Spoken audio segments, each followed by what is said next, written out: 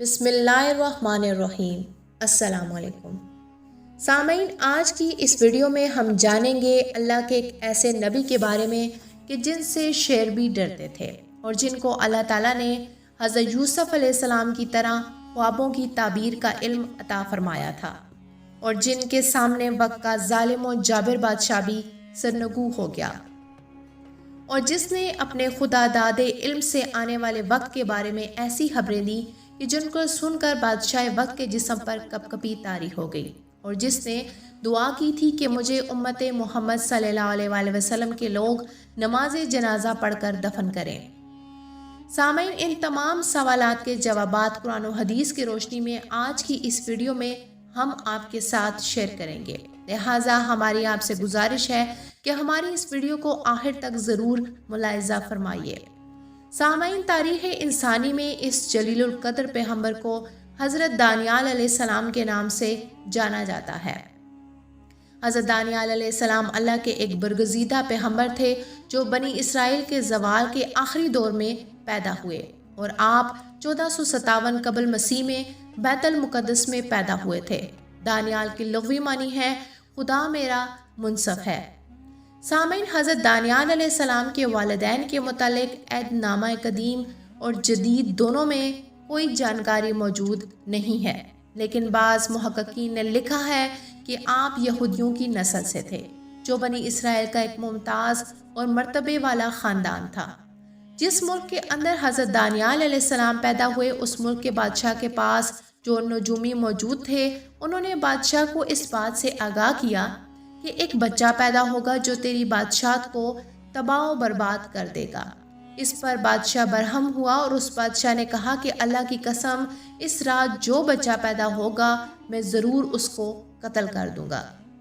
چنانچہ حضرت دانیال علیہ السلام پیدا ہوئے تو لوگوں نے ان کو پکڑ کر شیر کی کچار میں پھینک دیا۔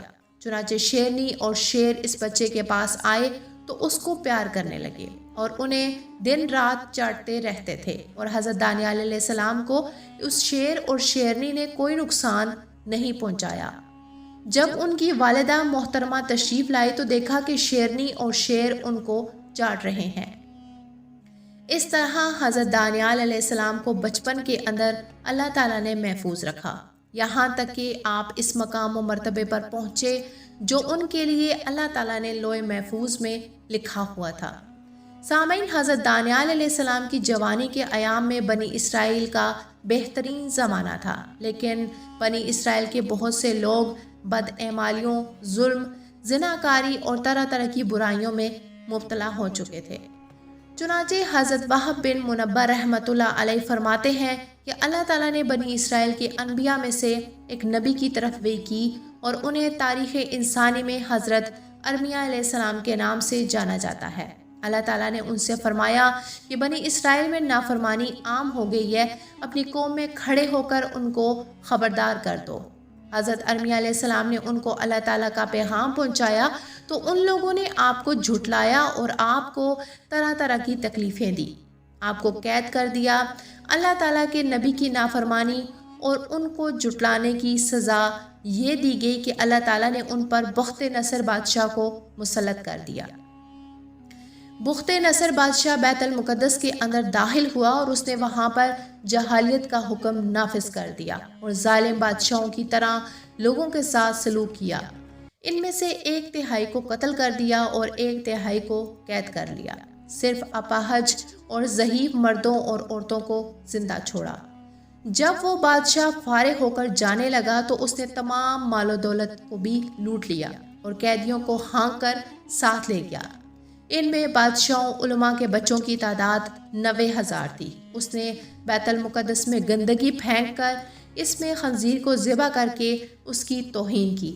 اس دور میں حضرت داؤد علیہ السلام کے خاندان سے تعلق رکھنے والے بچوں کی تعداد 7,000 تھی، جبکہ حضرت یوسف علیہ السلام اور ان کے بھائی بنیامین کے خاندان سے 11,000 بچے تھے۔ جب بخت نصر نے یہ تمام کام کر لیا تو اس کو خبر دی گئی کہ یہاں پر ایک اللہ کا نبی موجود ہے جو کہ تیرے بارے میں پہلے ہی ان کو پیشن گوئی کر چکا ہے۔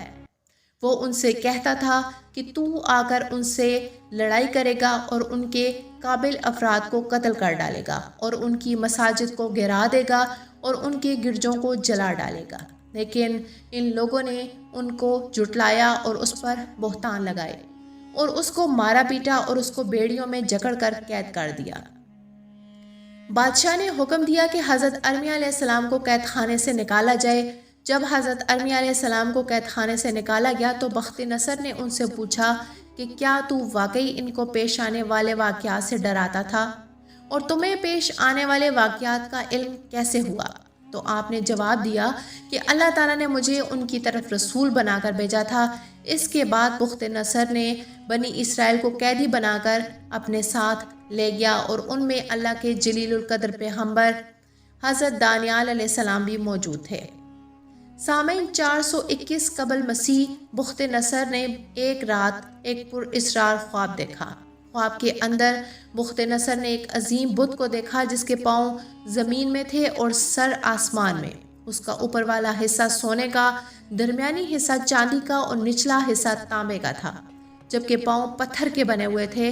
اور خواب کے اندر اس کی قد و قامت اور پختگی دیکھ کر حیران ہوا کہ اللہ تعالیٰ نے اس پر آسمان سے ایک پتھر پھینکا جو اس کے سر پر پڑا اور اسے پیس کر رکھ دیا۔ اس کا سونا، چاندی اور تانبا اور پتھر یوں باہم مل گئے کہ انہیں جن و انس مل کر بھی جدا جدا نہیں کر سکتے۔ چنانچہ پھر اس کے بعد بخت نصر نے یہ بھی دیکھا کہ پتھر بڑا ہوتا گیا اور پھیلتا رہا یہاں تک کہ ساری زمین اس سے بھر گئی۔ اس کے بعد بخت نصر نے اس خواب کو بھول گیا اور اس بات کی وجہ سے اسے بہت زیادہ پریشانی لاحق ہوئی اور اس نے اپنی مملکت کے کاہنوں اور نجومیوں کو بلوایا اور ان سے کہا کہ تم میں سے کوئی آدمی ایسا موجود ہے جو میرے خواب کے متعلق مجھے بتائے اور اس خواب کی تعبیر بھی بتائے۔ نجومی اور کاہن اس خواب اور اس کی تعبیر کو بیان کرنے سے عاجز آ چکے تھے۔ اسی دوران کسی نے بخت نصر کو مشورہ دیا کہ خواب کی تعبیر دانیال علیہ السلام سے پوچھی جائے، کیونکہ دانیال علیہ السلام کو اللہ تعالیٰ نے خوابوں کی تعبیر کا علم عطا فرمایا ہے۔ اس وقت بخت نصر کے قید خانے میں موجود تھے۔ انہیں بخت نصر کے سامنے پیش کیا گیا تو اس زمانے میں یہ روایت تھی کہ بادشاہ کے سامنے حاضر ہونے والا شخص بادشاہ کے سامنے جو سجدہ کرتا تھا، لیکن جب حضرت دانیال علیہ السلام کو بخت نصر کے سامنے پیش کیا گیا تو آپ نے اسے سجدہ کرنے سے انکار کر دیا اور فرمایا کہ میں خدا کے سوا کسی کے آگے سجدہ نہیں کرتا۔ اس بات پر بادشاہ مختصراً خاموش رہا کیونکہ اس سے پہلے وہ اپنے خواب کی تعبیر جاننا چاہتا تھا۔ حضرت دانیال علیہ السلام نے پہلے بخت نصر کا خواب سنا، اس کے بعد آپ نے اس خواب کی تعبیر بیان کرنا شروع کی۔ آپ نے فرمایا کہ بت سے مراد مختلف زمانوں کی مختلف امتیں ہیں اور سونے سے مراد موجودہ زمانہ ہے جس میں تم موجود ہو، اور چاندی سے مراد تمہارا بیٹا ہے جو کہ تمہارے بعد بادشاہ بنے گا، اور تانبے سے مراد روم کی طرف اشارہ ہے اور لوح فارس ہے، اور پتھر سے مراد وہ امتیں ہیں جن پر دو عورتیں حکومت کریں گی، ایک مشرقی یمن میں اور دوسری عربی شام میں، اور جو پتھر اس بت پر پڑا وہ دین الہی ہے جو آخری زمانے میں ظاہر ہوگا، اور اللہ تعالیٰ عرب سے ایک امی نبی کو بھیجے گا جس کی وجہ سے دوسرے تمام ادیان اور امم کا وہ حشر ہوگا جو اس بت کا ہوا تھا۔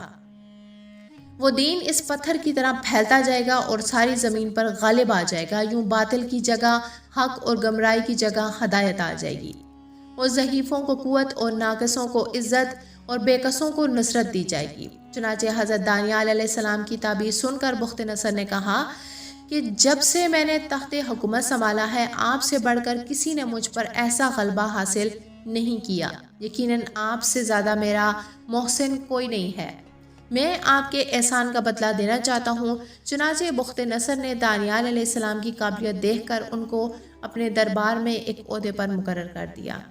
سامعین، حضرت دانیال علیہ السلام جوان آدمی تھے، خوبصورت اور ہر چیز سیکھنے کی صلاحیت رکھتے تھے، اور اس کی سمجھ بوجھ اور حکمت کی وجہ سے ان کے دربار میں ان کو جگہ مل گئی، اور بادشاہ بخت نصر جب بھی کوئی سوال کرتا تو حضرت دانیال علیہ السلام کاہنوں اور درباریوں سے زیادہ جواب دیتے تھے۔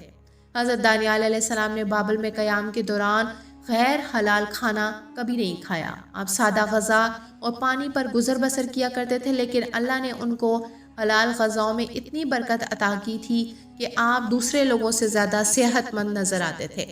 حضرت دانیال علیہ السلام ہر وقت پروردگار کی عبادت میں مشغول رہتے اور روزانہ 3 بار بیت المقدس کی جانب رخ کر کے اپنے خدا کی بزرگی اور بڑائی بیان کرتے۔ 347 قبل مسیح میں بخت نصر کی موت ہو گئی۔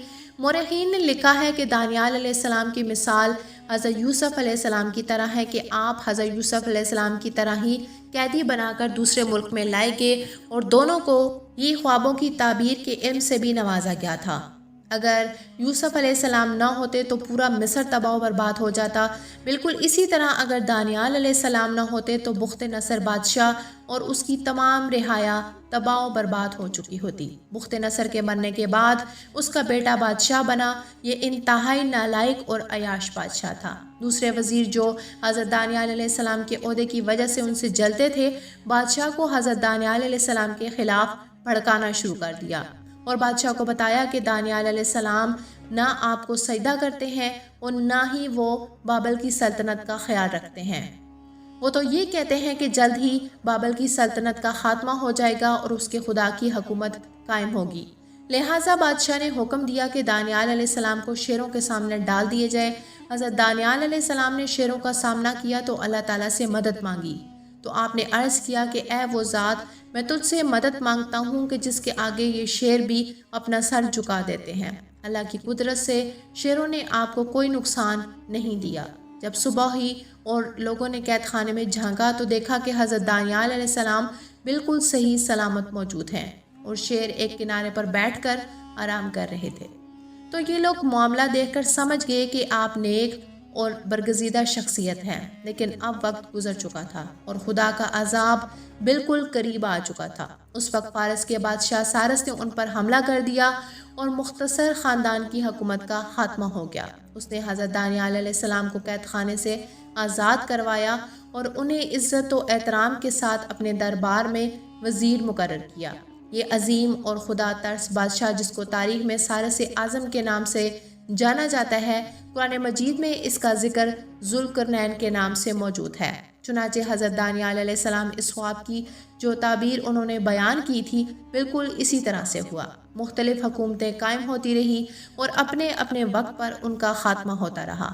پھر عرب کی سرزمین حضرت محمد صلی اللہ علیہ وآلہ وسلم کی بعثت ہوئی اور خدائی مملکت قائم ہو گئی اور بت پرستی کا خاتمہ ہو گیا۔